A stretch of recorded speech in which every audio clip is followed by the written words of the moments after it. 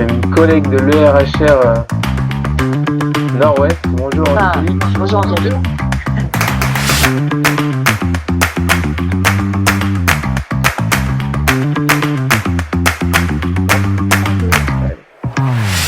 Donc bonjour à toutes et tous. Donc on va commencer ce webinaire, l'éloge de la rareté. Deuxième épisode dans le cadre d'une expérimentation là pour voir comment on peut créer du lien avec l'ensemble des partenaires.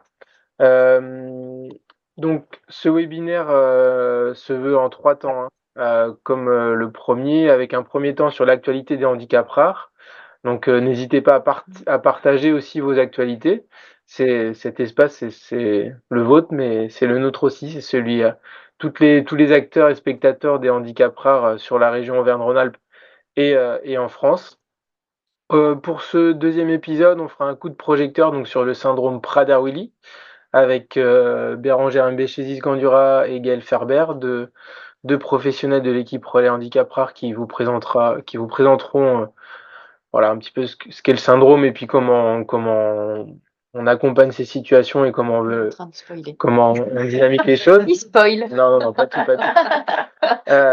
Sur le troisième temps, c'était l'occasion aussi de mettre en lumière des ouvrages du centre de documentation. Là, pour cette thématique, il y aura du coup 2 mises en lumière de différents ouvrages avec Aude Delaverne, la documentaliste. Donc voilà, donc n'hésitez pas à regarder au-delà du syndrome Prader-Willi. On a tout un fond documentaire, c'est gratuit, on l'envoie. Donc voilà, et on finira par un dernier temps qui est l'agenda. L'agenda du mois de juin. Pareil, si vous avez des actualités, n'hésitez pas à les partager. C'est le but. Pour tout ce qui est participatif, n'hésitez pas, comme je vous le disais tout à l'heure, à commenter dans le chat, à vous présenter via le lien Framacalc là. Et puis vous levez la main, ouvrir votre micro. Voilà, pour l'instant on est un petit groupe, c'est pas encore le gros buzz, l'éloge de la rareté, même si ça va arriver début juillet apparemment. Mais donc voilà, non, on expérimente, mais vraiment n'hésitez pas à intervenir, poser vos questions et que ce soit le plus participatif possible. Pour ceux qui le regardent en replay, on met tous les liens en commentaire. Donc pour participer, c'est plus compliqué, mais n'hésitez pas à nous solliciter.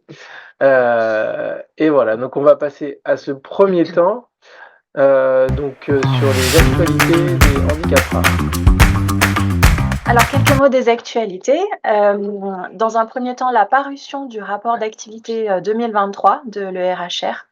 La version Falk est à venir et voilà, le rapport sera diffusé très prochainement.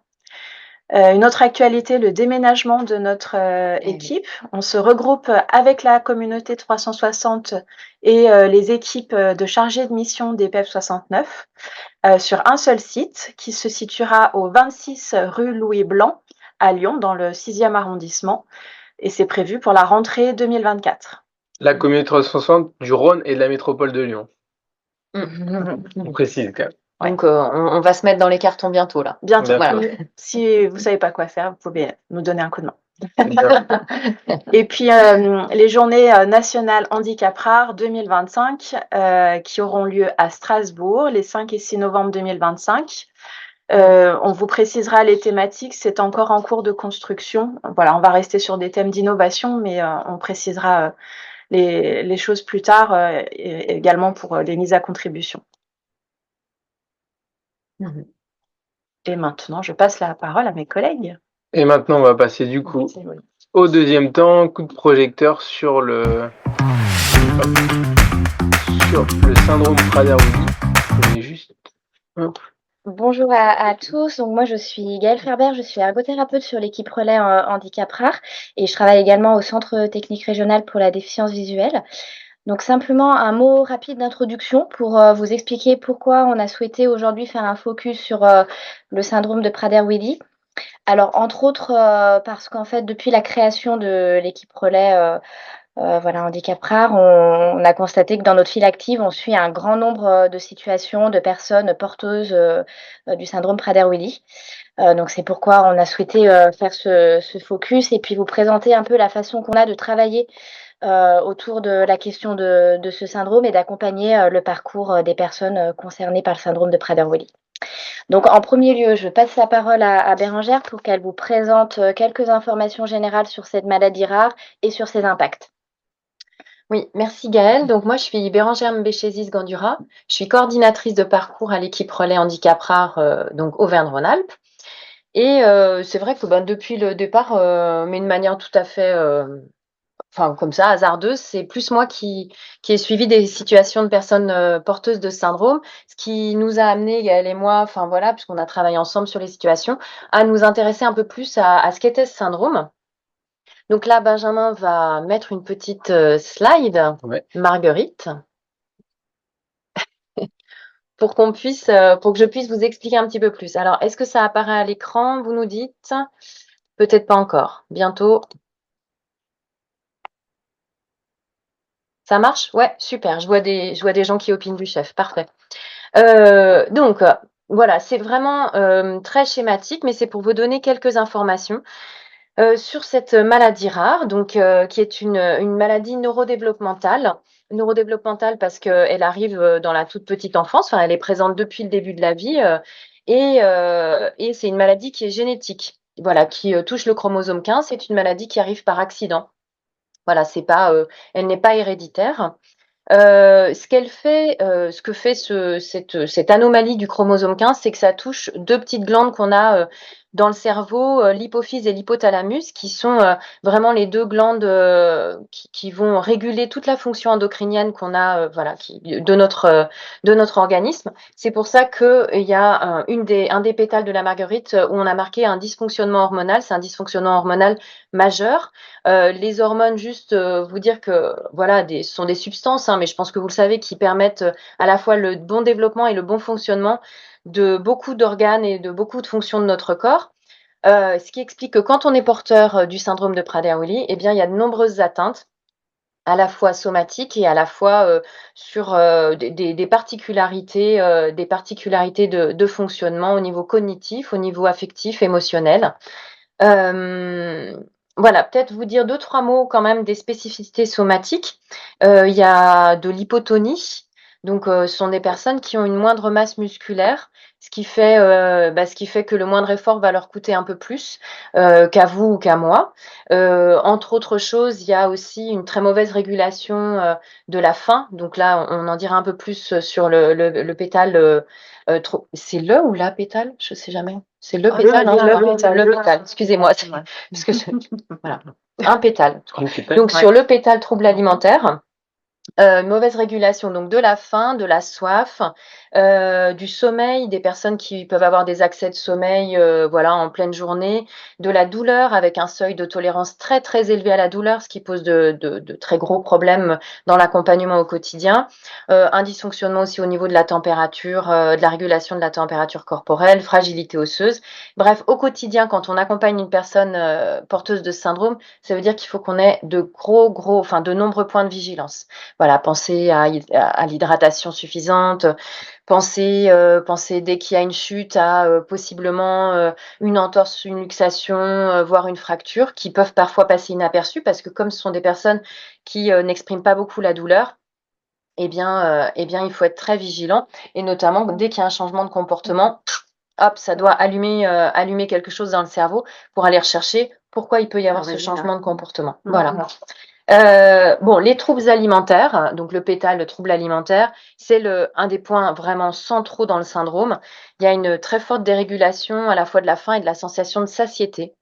Ce qui fait que les personnes porteuses ont une pensée qu'on peut qualifier d'obsédante autour de la nourriture, ce qui va les amener à rechercher, voilà, alors pas constamment, voilà, mais à rechercher quand même très, très régulièrement et notamment dans les moments où ça ne va pas, de la nourriture, en mettant au point des stratégies parfois très sophistiquées, hein, pour aller chaparder de la nourriture, à la maison, chez le voisin, dans le quartier, dans la chambre d'un autre résident. Enfin bref, c'est compliqué. Il n'y a pas de traitement pour ça? Non, il n'y a pas de traitement. Non, il n'y a pas encore, en tout cas, il y a de la recherche, hein, mais c'est pour le moment quelque chose qui est vraiment central et qui est très pénible, en fait, très pénible pour les personnes elles-mêmes et pour tout l'entourage, parce que en fait, il n'y a pas de contrôle volontaire à rechercher. Les personnes ne peuvent pas contrôler ça, donc on laisse de côté. C'est pas, voilà, c'est pas du tout un objectif qu'on peut avoir d'accompagnement. Et ça suppose du coup un aménagement de l'environnement qui est extrêmement fort et un aménagement, en tout cas un ajustement des pratiques de l'entourage pour pouvoir rassurer la personne autour de l'alimentation en sécurisant l'accès à la nourriture. C'est-à-dire que la gestion alimentaire, elle passe forcément par l'environnement et par l'autre. Et puis peut-être occuper son esprit pour qu'il C'est pense ça, à autre chose. effectivement, ouais. Manger. Moins il y a d'ennuis, mieux c'est pour les personnes porteuses du syndrome. Effectivement, alors quand on dit moyen d'ennui, il s'agit pas non plus de mettre trop de choses parce qu'elles ont une fatigabilité qui est importante. Et puis l'important aussi, ça fait partie des particularités cognitives, c'est que ce sont des personnes qui ont très peu de flexibilité. Donc il leur faut des choses qui soient très programmées, très structurées. Et quand on dit que ça doit se faire, ça se fait. L'imprévu est générateur de beaucoup de stress. Et ils sont pas bien outillés hormonalement parlant, on va dire, pour supporter le stress. Et en plus, ils n'ont pas de plan B. Donc, il faut anticiper au maximum et bien organiser les journées des personnes porteuses. Avec elles, évidemment, hein, puisque voilà, elles seront pas toutes sensibles aux mêmes choses, elles ont pas toutes les mêmes centres d'intérêt, pas toutes le même niveau aussi. Donc c'est important, hein, important de bien adapter. Il y a des troubles de développement intellectuel, souvent présents dans le syndrome, mais parfois des personnes n'en ont pas du tout. Donc elles ont un fonctionnement intellectuel, voilà, très performant. Donc on anticipe quand même avec elles toutes les activités qu'elles peuvent avoir. Vous dire aussi que ce sont des personnes qui ont, je suis encore dans les temps? Je pense. Oui, Ouais. Ouais, c'est bon. peut-être Benjamin te dira. Ouais, le maître du temps sera là. Vous dire aussi qu'il y a une difficulté de compréhension du langage verbal, notamment comme un peu tout le monde en fait, quand il y a du stress, des émotions fortes, qu'elles soient positives ou négatives, de la fatigue.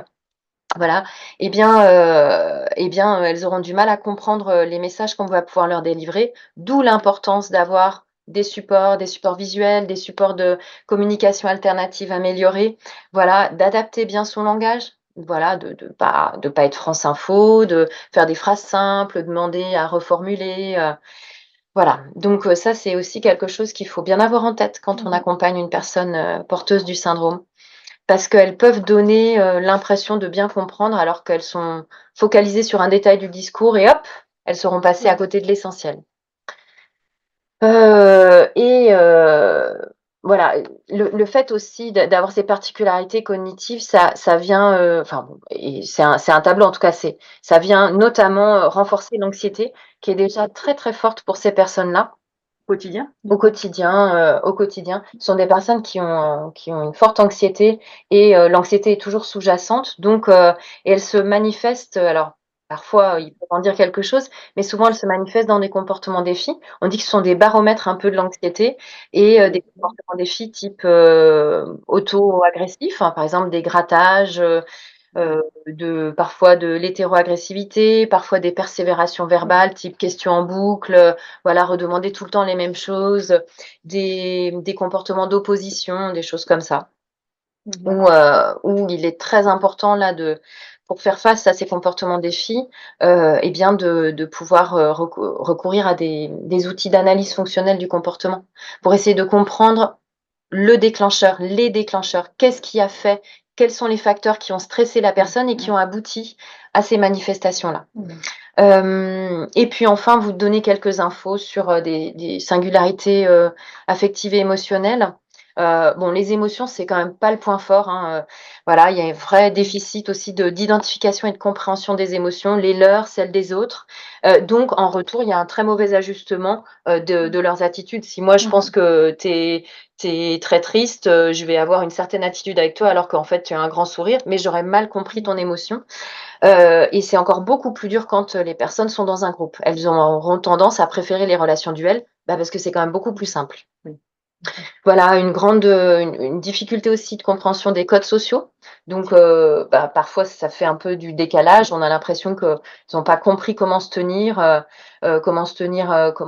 s'ajuster avec les autres. Et ben, là, il va falloir les aider, hein, les aider et répéter, répéter encore, ce qui est attendu, d'elles, en termes de comportement social.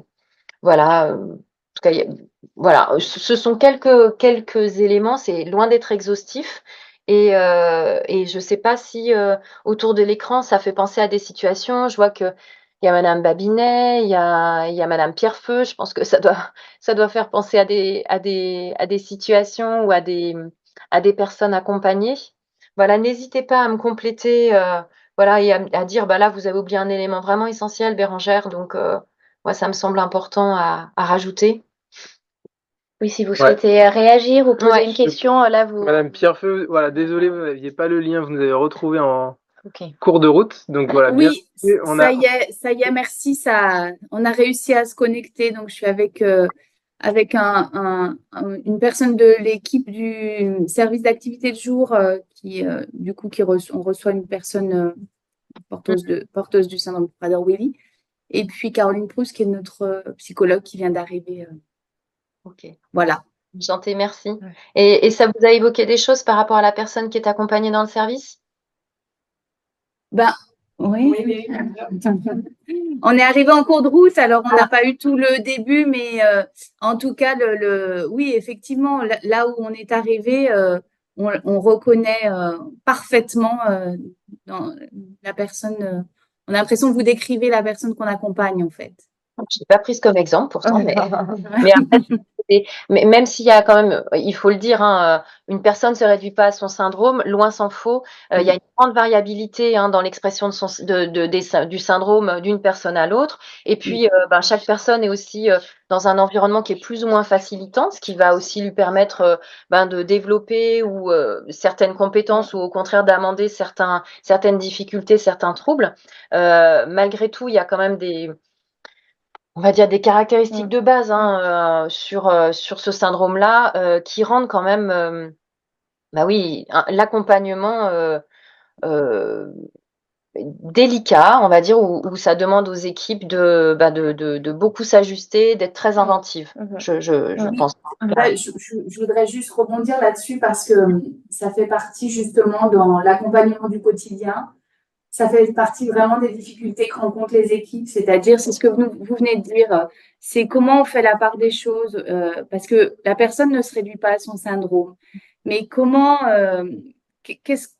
élément objectif on a pour savoir si c'est le syndrome qui parle, si c'est la personnalité, et ça, du coup, dans l'accompagnement et au vu des difficultés relationnelles, des difficultés autour des émotions, l'accompagnement des personnes avec le syndrome Prader-Willi, c'est vraiment complexe et pour les équipes vraiment particulier. Oui. Voilà, ça c'est important, je voulais juste rajouter ça. Non, en effet, hein, ce sont les retours qu'on a, voilà, que ça reste quelque chose de très singulier, alors, très enrichissant aussi parce que ça développe aussi de vraies compétences d'équipe, de vraies compétences en termes d'observation. Ça oblige à recourir à des outils, enfin ça oblige à s'enrichir beaucoup, mais c'est un peu endurant, quoi, endurant. Pour les équipes et pour les familles, puis pour les personnes elles-mêmes, hein, bien sûr, mais Est-ce qu'il existe une communauté de pratique autour de ce syndrome? Alors, sur notre territoire, non. Enfin, voilà, il y a pas de communauté de pratique en tant que telle. Il y a une association de familles concernées, Prader-Willi France, qui est très active, qui peut délivrer des temps de formation, qui a ça, on en parlera un peu après, mais en tout cas, qui documente beaucoup, sur le syndrome, qui est très à la pointe, travaille avec le secteur sanitaire pour la question de la recherche et cetera.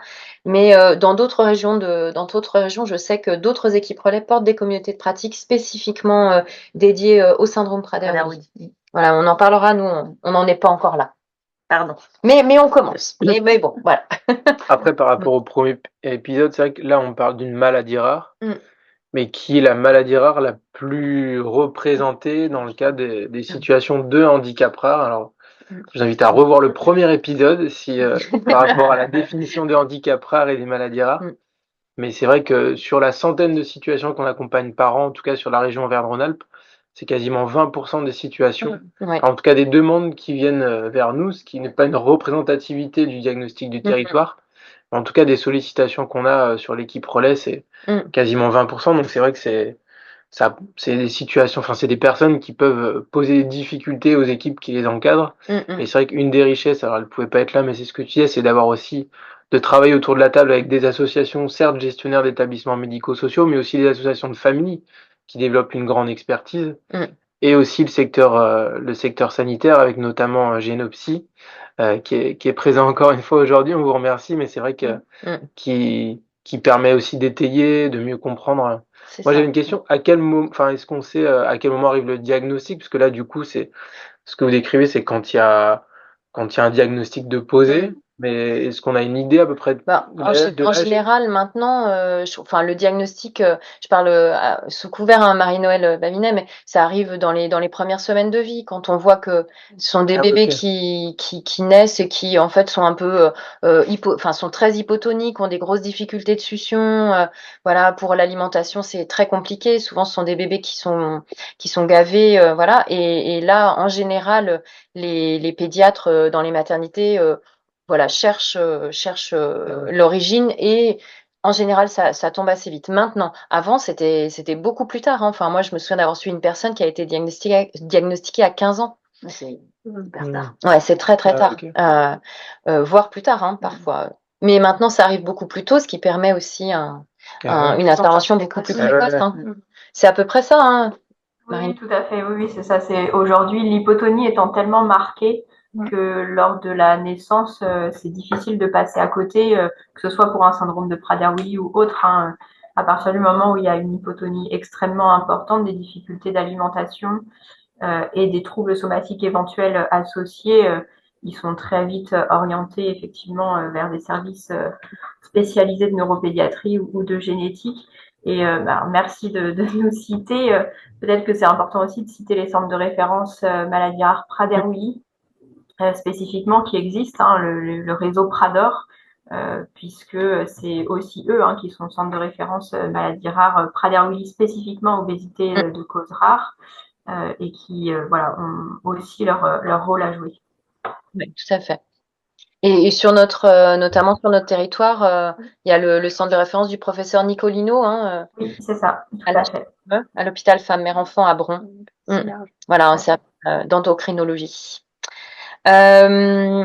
Peut-être nous, on peut faire un focus maintenant sur, en tout cas, les modalités de réponse qu'on propose à l'ERHR, puisque comme le disait Benjamin, en fait, on a environ 20 personnes dans notre 20% de personnes de notre file active qui sont porteuses du syndrome.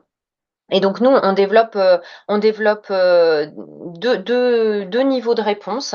Voilà, le niveau individuel avec un travail autour des situations des personnes porteuses, et puis un niveau collectif avec un groupe de travail, alors qui n'est pas une communauté de pratique, mais voilà, voilà, c'est un niveau plus collectif. Donc au niveau des situations individuelles, vous dire simplement voilà, en gros, hein, les raisons en général qui amènent les personnes jusqu'à nous, la majeure partie du temps, c'est ça. Puisque c'est une maladie rare, les équipes qui accompagnent les personnes porteuses ont un besoin d'infos, de connaissances et de compréhension du syndrome et surtout de ses répercussions. Des répercussions, voilà, donc dans le quotidien pour pouvoir ajuster les pratiques, ajuster l'environnement, adapter l'environnement. Donc quand on parle d'équipes professionnelles, alors évidemment des équipes médico-sociales de la région Auvergne-Rhône-Alpes, mais aussi l'éducation nationale, que ce soit en primaire, en secondaire, voilà, des équipes lambda, des professionnels libéraux qui nous demandent. Donc nous, ce qu'on va faire, c'est qu'on va essayer d'apporter de la ressource, alors soit directement, soit en allant solliciter des partenaires type Prader-Willi France ou Génopsy. Et on essaye d'outiller en direct voilà, avec des partenaires ou tout seul. Les équipes qui nous sollicitent sur des thématiques variées qui sont en lien avec le syndrome, hein, la problématique alimentaire, comme je vous disais, c'est central. Les particularités parfois dans les apprentissages, le lien aux autres, la régulation émotionnelle, le comportement des filles. Dernièrement, je suis intervenue pour des questions autour de la vie intime, affective et sexuelle, etc. Donc ça, c'est il y a quelqu'un qui. Excusez-moi. Là, les équipes professionnelles nous sollicitent autour de ça. Il y a les familles qui nous sollicitent également, mais alors les familles, elles vivent avec leur enfant ou grand-enfant, donc voilà, au quotidien, elles savent un peu mieux, elles sont bien outillées, elles ont développé une sacrée expertise d'usage, mais elles nous sollicitent souvent pour soutenir le parcours, que ce soit scolaire, professionnel, le parcours dans l'habitat, en structure médico-sociale de leurs proches concernés. Et là, notre mission à nous, ça va être, comme on peut faire pour d'autres situations, hein, qui sont pas spécifiquement celles des personnes porteuses de Prader-Willi, c'est d'aller mobiliser des acteurs un peu avertis pour monter des solutions sur mesure, pour co-construire des réponses qui, autant que faire se peut, répondent à la fois aux souhaits des personnes et à leurs besoins. Voilà, donc ça demande, comme on le disait tout à l'heure, d'être un peu inventif pour bricoler parfois des choses qui permettent de tenir dans le temps jusqu'à aboutir à autre chose, enfin un autre projet. Ce qu'on a à cœur quand même ici à l'équipe Relais, c'est je pense que c'est un peu partout, mais on fait pas de copier-coller d'une situation à l'autre. On s'efforce de prendre en compte la singularité de la personne et de son environnement, puisque comme je vous le disais, toutes les situations des personnes, même si elles sont porteuses du même syndrome, elles sont inédites à chaque fois. Et nous, on essaye de se mettre à la hauteur de cet inédit, d'être à la hauteur de chaque situation. Voilà, donc c'est ça en tout cas au niveau individuel, c'est à peu près comme ça qu'on fonctionne. Ouais, ça vous paraît être à peu près ça. Si vous voulez réagir ou alors sinon, on passe au premier petit point doc. Ouais, des questions, des réactions? Satisfaction? Incompréhension. Interrogation. Hop. Donc on va passer effectivement à un premier point doc. Oui, et c'est par Aude rapport, qui va nous le faire. par rapport à ce qui vient d'être dit. Donc, je suis Aude Delaverne, la documentaliste de l'équipe Relais. Donc, comme la dernière fois, je vais faire un point doc, donc là, spécifique sur le syndrome. Alors, je voulais commencer par le guide des pratiques partagées pour l'accompagnement des personnes atteintes de ce syndrome. Donc, c'est à destination à la fois des professionnels et des familles. Donc, ça se présente sous forme de fascicules thématiques. Il a été réalisé par le centre de référence dédié à ce syndrome et par l'association Prader-Willi France. Donc il y a des fascicules qui sont spécifiques petite enfance et d'autres qui concernent enfants, ados et adultes. Pour vous donner des exemples de thématiques, il y a les interactions précoces, l'alimentation, bouger, tout ce qui va être autour des émotions, des comportements des filles, les transitions, les questions d'orientation, les habitudes, les rituels, la communication. Voilà, je ne vais pas tous les citer. Donc, ce document se présente à la fois sous forme de coffret, mais il y a aussi une version en ligne avec un site dédié. Donc, c'est guidepraderwilly.fr. Je peux vous redonner l'adresse si ça vous intéresse. Vous pouvez leur trouver le lien à partir de l'association Prader-Willi France. Et du coup, sur le site, il y a une entrée petite enfance et une entrée enfant, ado, adulte. Et c'est vraiment très concret et très intéressant. Ils l'ont vraiment. Ce sont des repères très. Voilà. Ouais. Voilà. Il y a des schémas, c'est bien structuré, des exemples. c'est très parlant. Je vais vous présenter ensuite un document qui a été réalisé par l'Association internationale du syndrome de Prader-Willi qui s'appelle IPSO. IPWSO. Et il y a un certain nombre de documents réalisés par cette association qui ont été traduits en français par l'association Prader-Willi France. Donc, celui-ci concerne le jeune enfant. Donc, il s'adresse aux parents dont les enfants ont été récemment diagnostiqués et il donne plein de conseils en fait pour que les parents puissent aider leur enfant dans son développement moteur, communication, etc. Un autre document, un autre livret fait par l'association internationale qui a été traduit, qui concerne la sexualité. Où, donc on va aborder les hormones sexuelles, le traitement hormonal, la fertilité, la sexualité, la grossesse. Ça fait partie des documents qu'on peut retrouver en téléchargement libre sur le site de l'association Prader-Willi France. Donc il y en a pas mal, donc je ne vais pas tous vous les présenter. Je voulais vous présenter notamment celui sur les troubles du comportement, où du coup il y a une présentation voilà, du fonctionnement des personnes atteintes de ce syndrome. Il donne aussi des conseils pour prévenir les crises et des conseils, voilà, s'il y a une crise qui survient, comment on peut réguler la situation. Et enfin, ça finit par des conseils au niveau de l'éducation nutritionnelle. Voilà, alors après, il y a des livres avec des données des livrets avec des données médicales, sur la communication du jeune enfant, donc de 0 à 3 ans, au niveau de l'alimentation, des conseils alimentaires, un livret par rapport à l'école.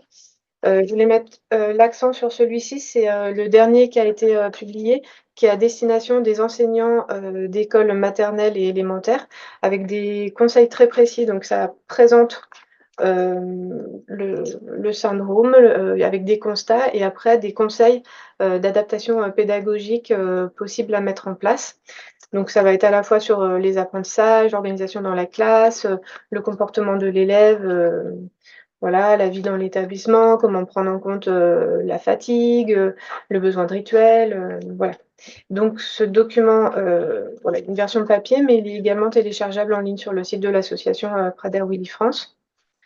Et pour finir, je voulais vous présenter cette mallette pédagogique qui s'intitule « Et moi, ce que je ressens ». En fait, elle a été réalisée donc, par le Centre de référence syndrome Prader-Willi et syndrome apparenté d'Andaï, le Centre de référence déficience intellectuelle de causes rares de Lyon, avec le groupe de travail éducation thérapeutique ETP de la filière maladies rares déficience. Donc en fait, il s'adresse aux professionnels qui veulent aider les personnes qui ont des comportements défis à réguler leurs émotions. Donc en fait, il y a des séquences pédagogiques pour tout ce qui va être la reconnaissance des émotions, la gestion des émotions. Donc voilà, c'est plein d'outils pour travailler ça. C'est voilà, très riche. Ouais. Voilà. Et donc, c'est téléchargeable gratuitement sur le site de Déficience. Il faut juste accepter une charte de bon usage. Et voilà, ça peut être vraiment un outil qui a été pensé et vraiment très approfondi sur la question des émotions. Avec des outils concrets, là. Ah ouais, On peut découper, on peut. Ouais, c'est ça. Tout est à découper. Il y a des affiches aussi. Il y a un cahier des émotions. Puis ça, c'est vrai que c'est le genre d'outil au-delà, ça va au-delà des personnes qui sont porteuses du syndrome. C'est quand on veut monter un atelier autour de de la gestion des émotions, même pas la gestion, déjà la reconnaissance, l'identification. Ça concerne bon nombre de personnes. Hein. Ça a l'air bien imagé. Oui, super. Oui, de toute façon, sur le site de Déficience, ils disent bien que c'est pour un public plus large. Bon, là, voilà, j'ai mis l'accent par rapport au syndrome, mais en effet, c'est plus large. Merci, Aude. Merci, ouais. Alors, on va pouvoir poursuivre avec le souhait de vous présenter une deuxième façon que nous avons de travailler à l'équipe relais autour des situations Prader-Willi. Donc après le premier niveau que vient de vous présenter Bérangère, donc un niveau plus individuel, nous souhaitions vous présenter un groupe de travail et de réflexion que nous avons monté à l'équipe relais pour travailler de façon plus collective autour de ce syndrome. Alors, en fait, à l'origine, donc au sein de l'équipe relais, nous nous sommes rendus compte progressivement que la façon d'accompagner de façon vraiment individuelle les situations était peut-être une réponse un peu incomplète aux besoins identifiés sur le territoire, avec parfois en conséquence une forme de cloisonnement ou d'isolement que pouvaient ressentir les personnes concernées, ainsi que leurs aidants et puis même les professionnels. Et nous nous sommes rendus compte que ce constat était partagé par 2 de nos partenaires privilégiés autour du syndrome Prader-Willi, donc à savoir l'association Prader-Willi France et l'association gestionnaire La Roche donc qui porte le PCPE Prader-Willi sur le Rhône et sur la métropole. Donc tous les 3, on a échangé et en fait, on a eu, le souhait d'essayer de, comment dire? De réfléchir en fait sur comment diversifier, nos pratiques et nos accompagnements, de façon complémentaire au suivi, vraiment individuel des situations. Et c'est là qu'est née, et qu'a émergé cette idée, de monter un groupe de travail avec pour ambition de rassembler à la fois des personnes concernées, mais également, leurs aidants, des professionnels, voilà, toute personne pouvant être concernée par la question, de l'accompagnement du syndrome, Prader-Willi. Donc je vais laisser la parole à Bérangère pour qu'elle vous explique, plus concrètement ce groupe de travail. Oui, en effet, ce groupe de travail, il a commencé, fin 2019, début 2020, donc c'est-à-dire pas vraiment à la meilleure période, pour commencer à se rassembler. Donc voilà, ce groupe, il a connu moult péripéties. Comme le disait Gaëlle, il a vraiment pour objectif, d'échanger et de partager sur les pratiques, les expériences de chacun des membres et en fait, ce groupe-là, il s'est donné comme objectif de créer des outils concrets. Donc un sous-groupe, qui s'est occupé de créer quelques fiches pratiques, thématiques très modestes, hein, qu'on a rassemblées dans une boîte à outils à destination des professionnels qui accueillent, une personne porteuse de ce syndrome et peut-être de certains aidants intéressés. Et un autre sous-groupe qui a travaillé sur un carnet de transition pour faciliter le passage qui est souvent délicat entre secteur enfant et secteur adulte. On sait que c'est un passage où il y a beaucoup d'infos qui se perdent, voilà, où les personnes, porteuses du syndrome, c'est très, très stressant pour elles. Donc pour essayer de faire comme un petit passeport d'accompagnement pour rendre ce passage-là moins périlleux.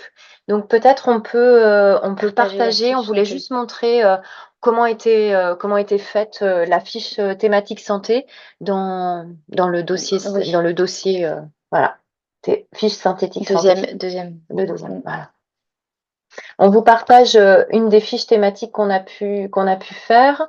Est-ce que vous la Alors, Non, alors pas encore, ça arrive. Ça arrive, ouais. La technique, Vous ça arrive. donnez À un, gauche. En bas. Bah, Et là, ouais.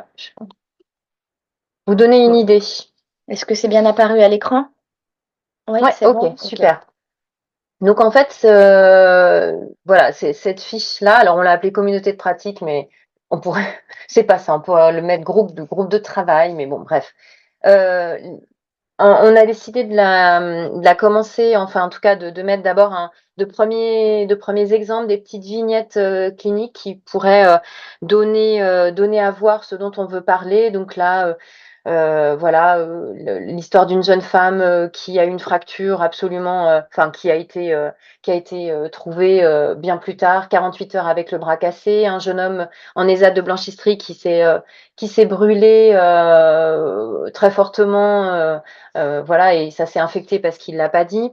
Voilà, des choses comme ça, pour pouvoir donner des exemples et alors vous dire aussi que ce sont des vrais exemples, hein, voilà. Ce sont des exemples des personnes qui étaient autour de la table dans ce groupe. Ensuite, on a fait un temps sur les infos beaucoup plus générales. Voilà, ce qu'on peut retenir sur le thème. Vraiment, ce sont juste des points, des repères, on va dire. Aussi des rappels un peu, Ouais, voilà, des rappels. théoriques sur, les particularités en lien avec la santé. C'est ça. Si on descend un petit peu, ensuite, on a refait un point, sur, véritablement les points de vigilance à avoir, ce qu'on devait vraiment garder à l'esprit, quand on accompagne une personne, porteuse du syndrome dans le champ de la santé. Voilà, et puis ensuite une partie un peu plus concrète sur les stratégies, on va dire les tactiques utilisées. Alors, voilà, autour de la table, c'était intéressant parce que, certains disaient: «Ben, moi, je m'y prends comme ça, je dis telle phrase, pour que mon fils ou ma fille, accepte d'aller en consultation ou, pour que la personne que j'accompagne, puisse le faire». Donc là, c'est intéressant, on a été assez exhaustifs, hein, voilà. Et puis ensuite, une dernière partie sur les ressources, avec des ressources qui sont, réellement utilisées. Donc là, par exemple, on voit la carte d'urgence qui est vraiment essentielle, voilà, quand la personne, est prise en charge par des services d'urgence, à pouvoir donner, à pouvoir montrer, Voilà, on a mis aussi tout ce qui est données médicales, protocole de diagnostic et de soins. L'échelle d'évaluation qui est utilisée et qui a été un peu remodifiée au niveau du CERMES, donc un centre de ressources médico-sociales à Dombasle qui accueille, qui a une unité dédiée uniquement pour des personnes pour des personnes adultes porteuses de ce syndrome. Voilà, on a encore des petites choses à rajouter sur cette fiche-là. Et puis, si tu descends un petit peu, on a mis un exemple, l'outil, la grille d'évaluation de la douleur JEDI, alors qui n'est pas spécifique aux personnes porteuses du syndrome, mais voilà, c'était l'idée de ces fiches-là, c'est-à-dire qu'on donne à la fois un peu des repères et puis à la fois des outils très concrets pour que ce soit utilisable rapidement dans le quotidien pour des professionnels. Voilà, c'était à peu près ça. Ouais, simplement un petit mot concernant la diffusion de ces fiches pratiques. Alors, pour l'instant, elles sont simplement à disposition des membres du groupe de travail. Voilà, on en est à la finalisation, donc on a encore à discuter entre nous. On a commencé d'ailleurs à échanger un peu sur quelle diffusion on souhaiterait donner pour ces fiches de travail. Il n'y a rien qui est fermé, on a besoin d'en rééchanger ensemble, mais en tout cas pour une diffusion plus large, voilà, rien n'est fermé, ce sera peut-être envisageable par la suite. On verra sous quelle forme. Et en ce qui concerne l'avis vraiment de ce groupe de travail et les perspectives, en fait, c'est vrai que là, on arrive quand même au bout d'un premier cycle de travail avec l'aboutissement des fiches pratiques, du carnet de transition, vraiment voilà, l'aboutissement des premiers outils. Et on est en cours de réflexion sur finalement la forme qu'on souhaiterait donner maintenant à ce groupe de travail, avec un premier objectif où on souhaiterait pouvoir présenter et donner à voir au plus grand nombre les outils déjà qui ont été créés. Donc on ne sait pas encore vraiment sous quelle forme, peut-être sous forme d'un événement, mais c'est encore en cours de réflexion. Et avec aussi pour objectif de pouvoir vraiment recueillir les besoins, les attentes sur notre territoire autour de ce syndrome, pour pouvoir co-construire ensemble en fait les suites, voilà, la nouvelle forme qu'on souhaiterait donner à ce groupe. Et avec un objectif aussi de pouvoir élargir, c'est-à-dire recruter de nouveaux membres et puis peut-être rendre ce groupe un peu plus conséquent, et toujours cette ambition de rassembler à la fois des personnes concernées, leurs familles, les aidants, des professionnels, mais en fait toute personne pouvant être concernée par le syndrome Prader-Willi. Et c'est aussi l'occasion pour nous de vous dire que si vous-même vous êtes intéressé, ou si vous avez des personnes intéressées dans votre entourage, de ne pas hésiter à leur transmettre l'information. Et du coup, nous allons vous mettre dans le chat, voilà, c'est déjà fait, super, les coordonnées donc de Bérangère, à qui vous pouvez adresser votre demande éventuellement de participer à ce groupe de travail, et les coordonnées plus générales également de l'équipe relais. Donc n'hésitez pas, rejoignez-nous. Voilà. Le groupe de travail peut se transformer en communauté de pratique. Oui, tout à fait. Peut-être, ça peut faire l'objet de la nouvelle forme, c'est en cours de réflexion. Mais l'idée, c'est bien d'imaginer ensemble une nouvelle forme. C'est ça, de la co-construire, oui, on ne veut pas être seul à l'initiative. C'est pas nous toutes seules à Villeurbanne qui allons imaginer ça. Voilà. Non, puis c'est vrai que dans la richesse, là on parle de communauté de pratique, on parle, voilà, ça c'est bon, c'est pas très important. En tout cas, ce qui est la richesse de ces échanges-là, quelle que soit la forme que ça prendra, c'est que finalement, il y a une association de familles. Il y avait des personnes concernées aussi qui ont réfléchi aux fiches. Et que du coup, même si on est très marqué ou avec une représentation établissement médico-social, l'équipe relais est dans notre animation. Nous ne sommes pas un établissement ou un service du médico-social. Et l'idée, c'est bien autour d'un sujet qui questionne les équipes, qui questionne les familles, et voilà, de se retrouver autour de la table et de réfléchir ensemble comme ça a été présenté. Groupe de travail, communauté de pratique, ça c'est pas très important. En tout cas, ce qui est important, c'est de se mobiliser tous les uns les autres et de considérer qu'on a tous des compétences, tous des apprentissages, des expériences, et que les familles, c'est elles qui connaissent le mieux leurs enfants. Et c'est comment après, du coup, on arrive à créer des collectifs d'acteurs avec des centres de compétences, des filières maladies rares, pourquoi pas des professionnels du libéraux, enfin voilà, toutes personnes qui sont intéressées et qui ont eu une expérience ou qui ont envie de se former, parce que comme le présentait Bérangère, au début on savait pas trop, et donc voilà, donc c'est ouvert à tout le monde, et cette logique-là, elle se transpose aussi à d'autres thématiques comme l'ACA. On verra là du coup début juillet le prochain épisode, mais voilà, c'est vraiment important d'avoir finalement cette approche-là et se sentir considérés comme ça, quoi. Alors, Est-ce que ouais, ouais, il nous vas-y. resterait, on aurait 2 minutes là Ouais, si pour vous si- donner la parole justement par rapport à ce groupe de travail, si ça vous évoque des choses, Madame si vous avez Pierrefeu, des questions aussi à nous vous en poser. étiez Oui, voilà, s'il y a des questions à nous poser ou des réactions, n'hésitez pas. Alors, il y avait une question, on vous enverra le lien, hein. Marie-Sophie, vous demandiez, vous n'avez pas trouvé le lien de «Et moi, qu'est-ce que je ressens?» Donc ça, on vous l'enverra dans le chat et ce sera aussi en commentaire de la vidéo YouTube. Ok, Bah, bah, écoutez, réaction. si pas de réaction, on va pouvoir enchaîner avec le deuxième point doc de Aude. Alors là, du coup, on va tenter une petite pause technique, parce que comme la dernière fois, l'idée des loges de la rareté, c'est voilà, d'être mobile et de vous présenter différents espaces. Donc là, on va vous présenter le centre de documentation. Donc, du coup, notre caméraman va suivre Aude pour vous présenter où est le centre de documentation. Donc, on va couper le son ici. Il y a plusieurs espaces. Donc là, on va dans l'espace couloir, on va dire. Donc pour poursuivre la présentation de documents par rapport au syndrome de Prader-Willi. Donc on l'a pas encore évoqué, donc je voulais quand même en parler. Il y a le syndrome de Prader-Willi fait partie des maladies rares pour lequel il y a un protocole national de diagnostic et de soins, donc un PNDS. Il a été publié par la Haute Autorité de Santé en 2021. Et en fait, il s'adresse aux professionnels qui sont concernés par la prise en charge diagnostique et thérapeutique et par le parcours de soins des personnes concernées. Donc, il est accessible en ligne. Je voulais aussi vous dire qu'il y a des informations sous forme de vidéos. Donc, sur le site de l'association Prader-Willi France, dans la partie formation, en fait, il y a 5 modules. Donc, ce sont des vidéos de 15 minutes à peu près, donc avec une thématique bien définie à chaque fois. Donc, il y a une première thématique, voilà, c'est sur la présentation du syndrome. Il va y avoir des thématiques autour du comportement alimentaire, des troubles du comportement, les comportements défis et comment accompagner les personnes concernées. Et sur le site, la chaîne YouTube de la filière maladies rares déficience, il y a également des vidéos. Alors, il y en a qui sont plutôt sur des aspects médicaux, mais il y a aussi des vidéos sur l'accompagnement éducatif, l'accompagnement médico-social. Voilà pour les supports vidéo que je voulais vous présenter. Alors ensuite, on va partir sur des témoignages. Donc, il y a Magnitude, donc il y a un livre écrit à 4 mains sous forme de poésie.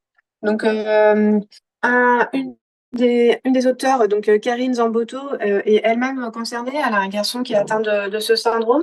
Et donc, voilà, sous forme de poésie, elle va raconter son vécu de l'annonce du handicap jusqu'à le quotidien avec un enfant différent.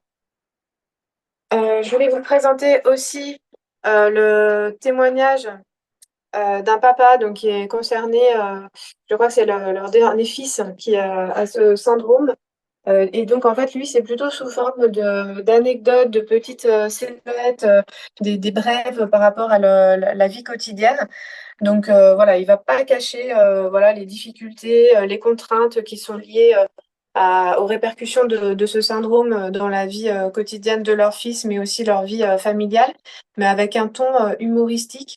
Voilà, il nous transmet en fait l'amour de son fils et la joie de vivre qui permet de surmonter les difficultés du quotidien.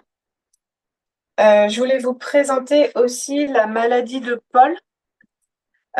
Donc ça, c'est un document qui était en téléchargement sur le site de l'association.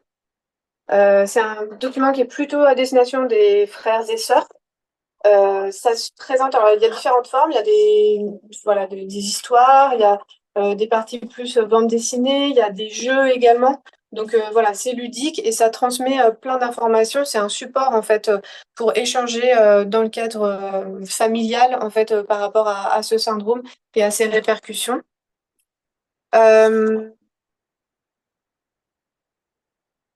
Voilà, il y a également les aventures de Pee Weaker, donc qui est une petite fille qui est à la fois porteuse d'une cardiopathie congénitale rare et du syndrome de Prader-Willi. Et en fait, chaque année, il y a donc sa maman, une illustratrice, qui sort un livre dans lequel elle parle des faits marquants en fait de l'année. Donc, au début, c'était plutôt sur le parcours médical. Et voilà, au fur et à mesure, on parle des apprentissages, la vie en collectivité, la crèche. Maintenant, on va passer sur la partie agenda. Donc, je vais commencer par vous parler du bombardement de laine qui va avoir lieu à Villeurbanne le 27 juin dans le cadre de la Journée mondiale de la surdicécité. Donc, c'est un événement mondial qui est porté par une association internationale et qui, en France, est soutenu et impulsé par le CRESAM, qui est le Centre national de ressources handicap rares spécifiques sur la surdicécité.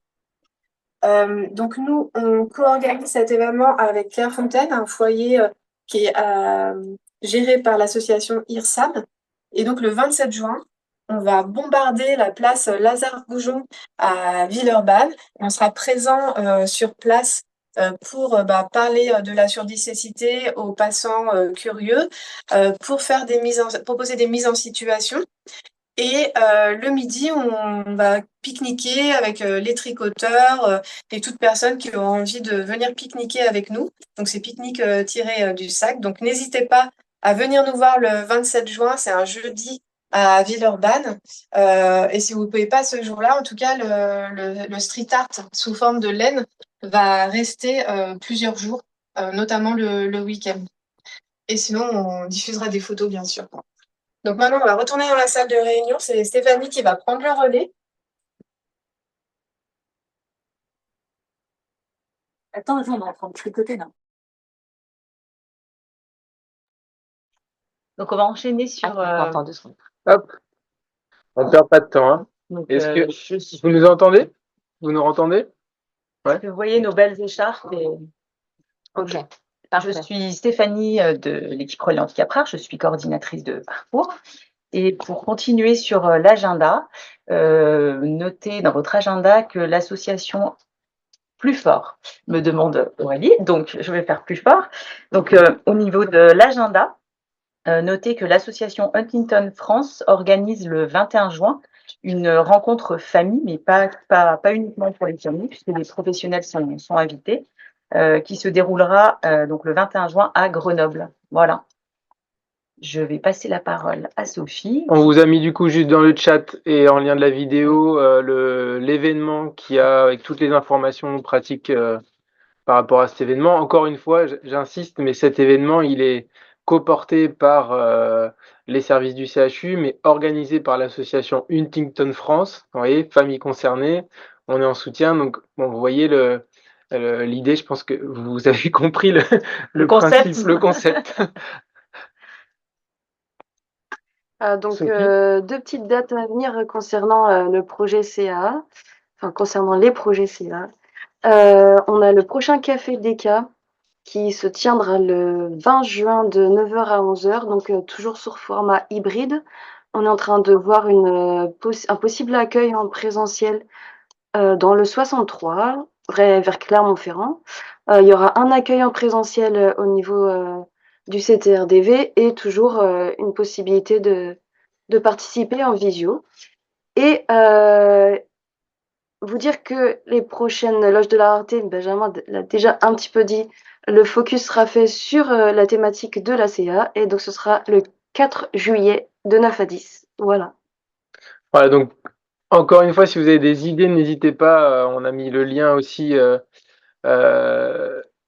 voilà, si vous avez envie de participer, proposer des initiatives, en sachant que voilà, le prochain épisode, ce sera le dernier de cette première saison, on va dire expérimentale, pour voir comment à partir de septembre on peut poursuivre cette expérimentation, ce lien ensemble, et comment voilà, ça peut être autour de thèmes qui vous questionnent sur le terrain, comment voilà, cet espace, ça peut être l'occasion d'échanger avec tout type de partenaires.